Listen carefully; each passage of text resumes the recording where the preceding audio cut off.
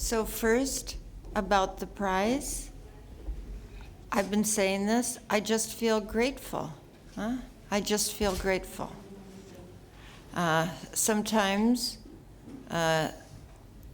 it's like a gift that falls down from heaven, and I think the appropriate response is simply gratitude.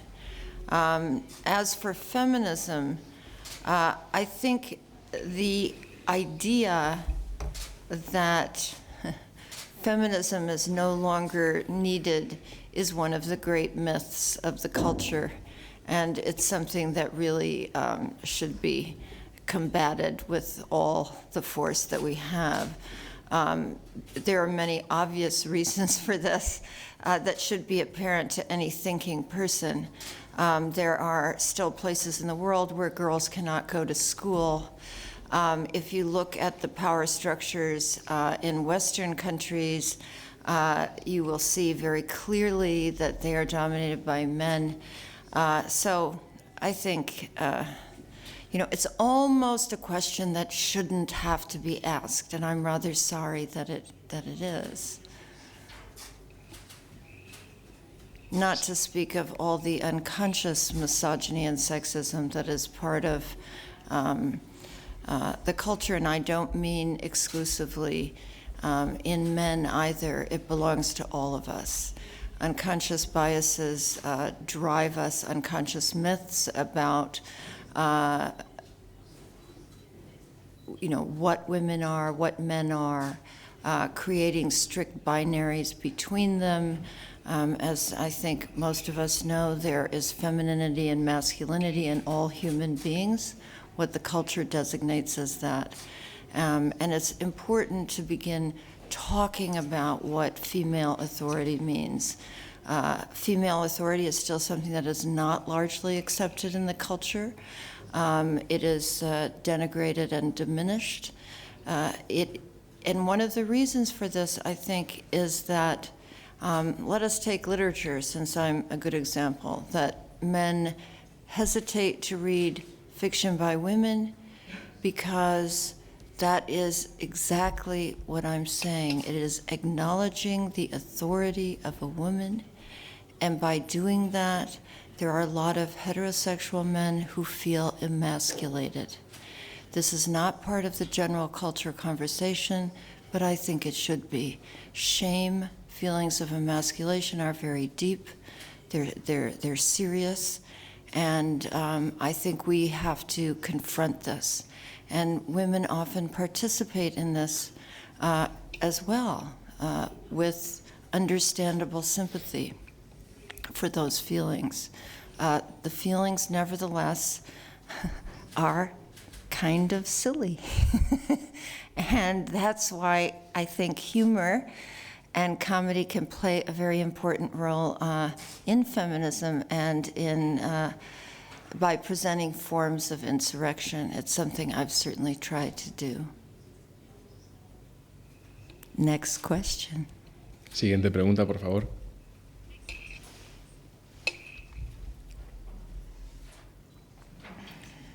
Hola, buenas tardes.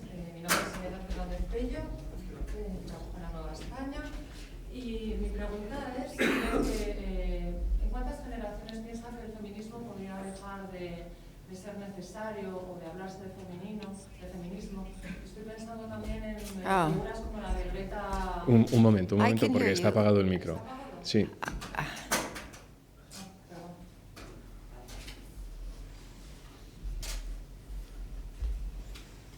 Technical problems. Okay. Bueno, pues repito de nuevo. Me llamo Elena Fernández Pello, trabajo en la Nueva España, en un periódico local de Oviedo.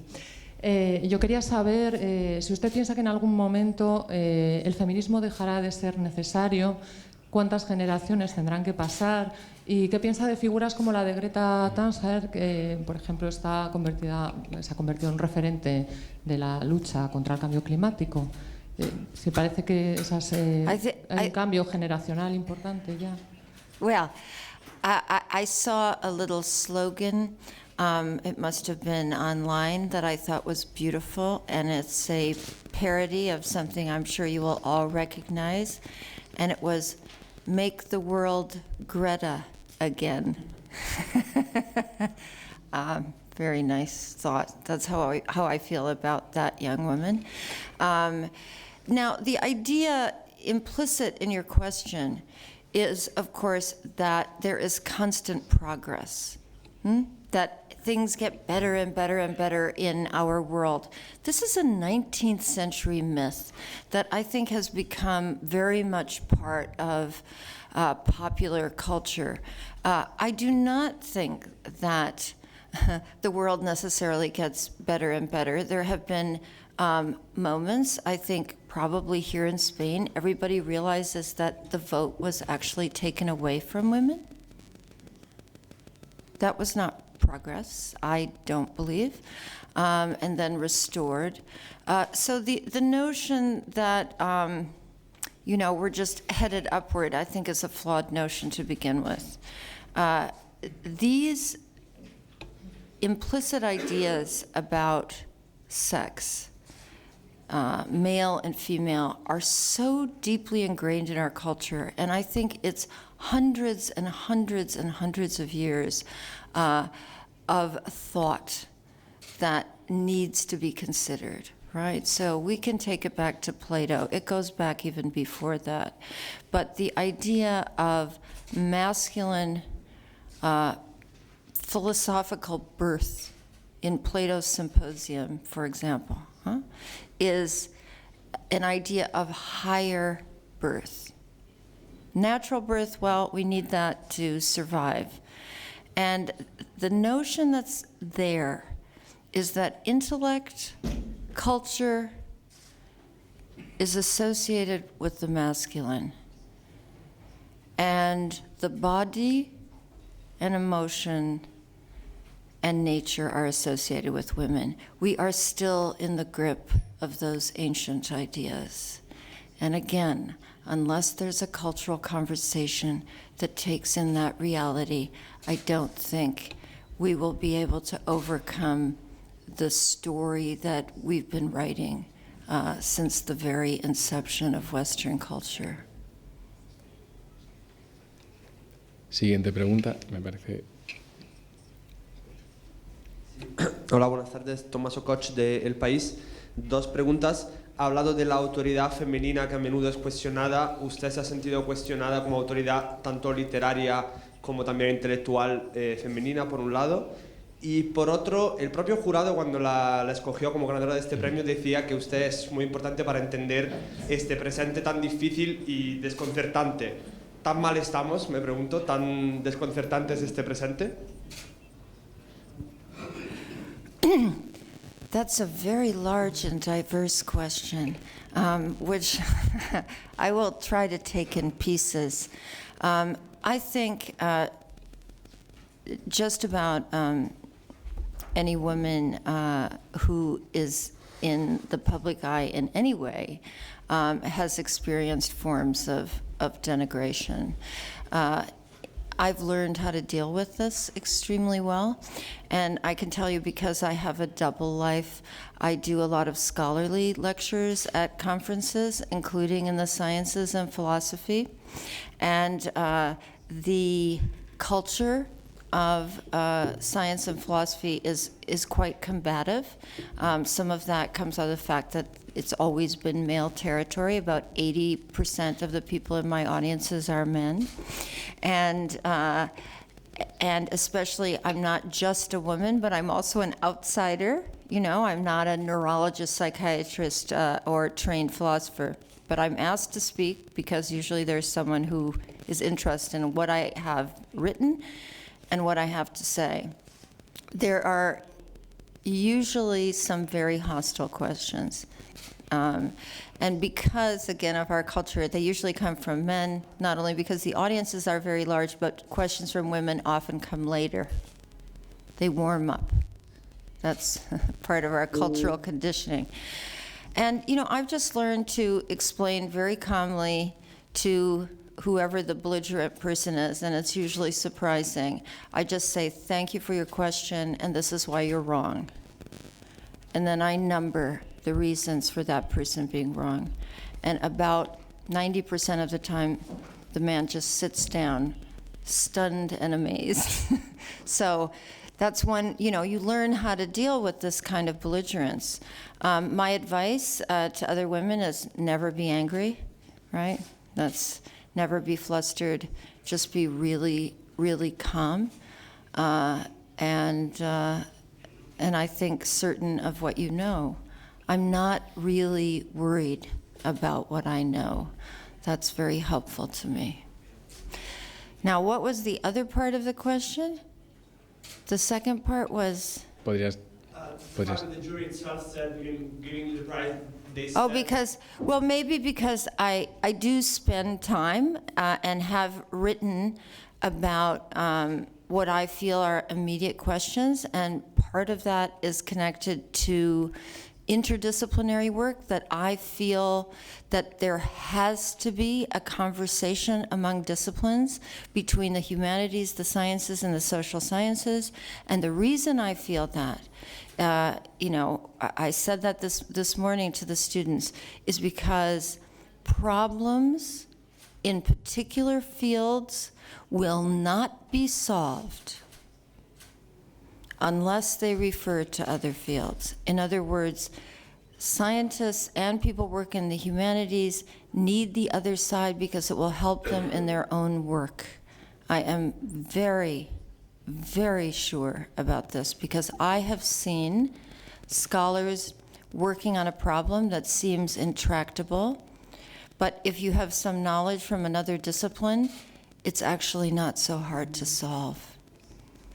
So I'm not sure that the jury meant that, but it's very close to my heart, so I'm giving you that as an answer. Siguiente pregunta, por favor.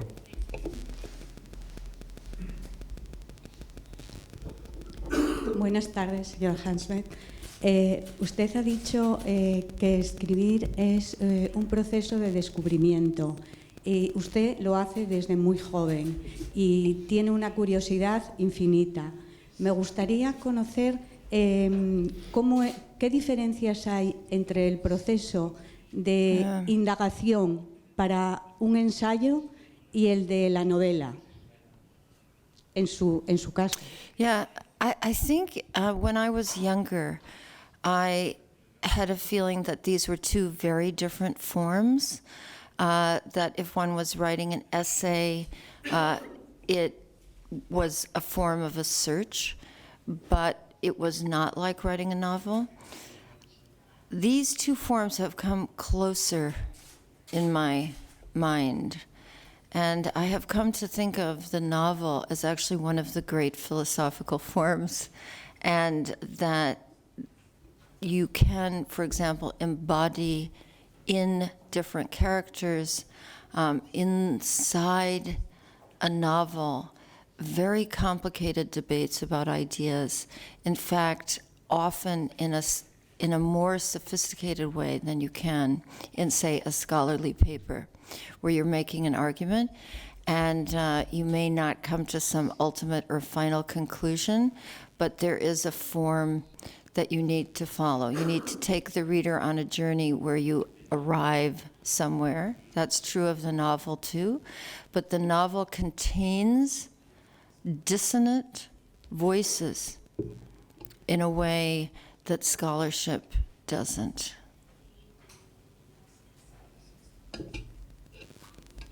¿Más preguntas, por favor? Come on, you guys. There's someone.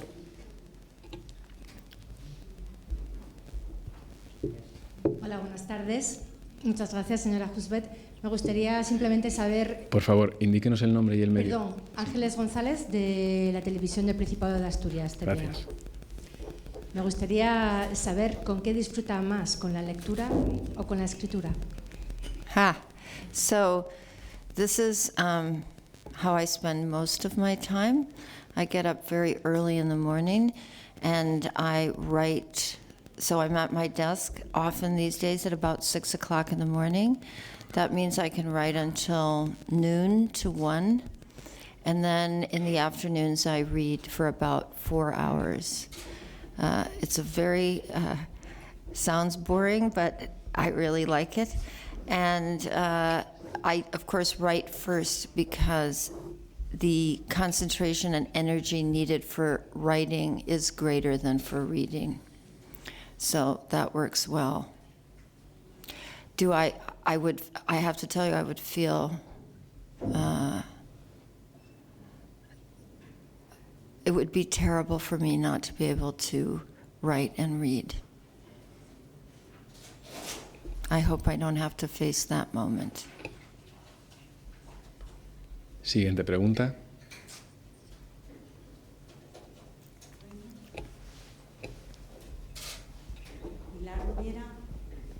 Go for it. Diario La Nueva España. Su retrato de la condición humana, tanto en los ensayos como en las novelas,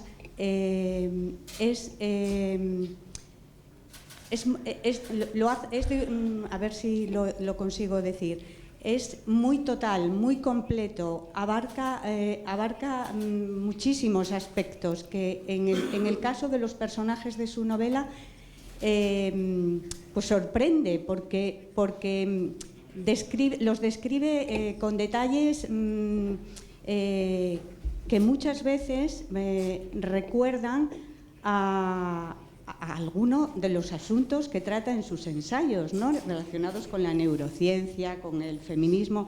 No sé, me gustaría conocer de qué manera enriquece a sus personajes sus conocimientos neurocientíficos y sociales también. Right. So I can say I have noticed after the fact that certain obsessions of mine get recapitulated in, say, an essay after a novel. So The Blazing World was a novel that deals in part, rather importantly, with the mind-body problem. After I had finished The Blazing World, I wrote a long essay called The Delusions of Certainty, which is an essay directly about the mind-body problem, how in neuroscience some of the models that were inherited in neuroscience had a mind-body problem of their own. In other words, they split, the kind of split that René Descartes is famous for making. The mind and the body are two different substances. So I found myself returning to the same territory, but in a different genre. Many of these obsessions do not go away. I fully expect them to continue, but with different wrinkles in my own research. I keep trying to deepen my own understanding of, the same problem. The complexity is this. I do not think any single discipline or form can be a complete umbrella over the human condition, a word you used. The ambiguities are extremely deep and important, and approaching something, say, from a neuroscientific point of view, say, let's take a big problem, the self. What is the self? What do we think of as the self? The neuroscience has different answers to this question. Is it located somewhere in the brain? The history of philosophy has very different questions. Certainly, literature has long been dealing with problems of the self. My thought is that you need all of this in order to explore that terrain adequately.